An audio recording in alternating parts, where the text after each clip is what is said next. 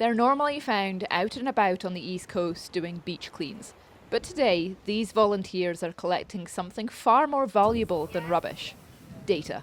So today we are out doing an intertidal marine monitoring session. This is a project that we've been doing for 3 years now, or just over 3 years, which involves basically monitoring the species, whether it be seaweeds or all the way down to little tiny snails.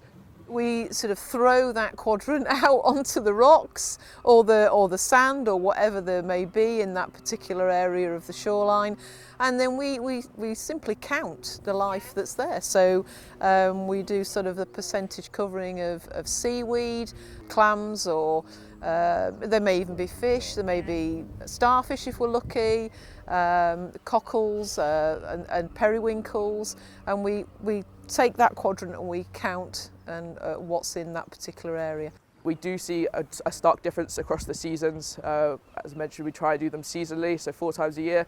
But say in winter, we definitely see a lot less than what we would during the summer, partially because of the stormy weather that we get. And then also during the summer when we have calmer seas, we do see more life flourishing. And of course, the weather has its part to play as well. The extreme weather we've seen in the last week, from the storm at the weekend to the heavy rainfall since, all has an impact on these coastlines. The weather has seen this coastline be absolutely battered by these storms, and as a result the species and what's discovered here changes drastically. Yes, so these storms, these high impact storms and high swells do basically give our shorelines a beating, and some marine species have grown to be able to adapt to that, some less so. So things like your seaweeds and your kelps, some are stronger at holding onto the rocks than others, and things like beadlet anemones as well we're seeing less of. So there are unique species, and they are key identifiers in terms of differences that we're seeing. The charity wouldn't be able to collect this research or carry out any beach cleans without vital funding. Last month, they secured £50,000 from the National Lottery Community Fund, which enables them to continue with the work they've been doing for the last 40 years.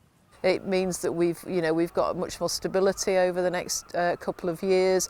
Some of the projects that the Marine Reserve has started, we know that we can continue with those projects, and I think it's a really good community thing. I think the lottery itself is a very much a community-based fund. A lot of the work that we do as the Berwickshire Marine Reserve is through our volunteers, and without them we simply wouldn't be able to get all the data that we have and be able to make the difference that we do.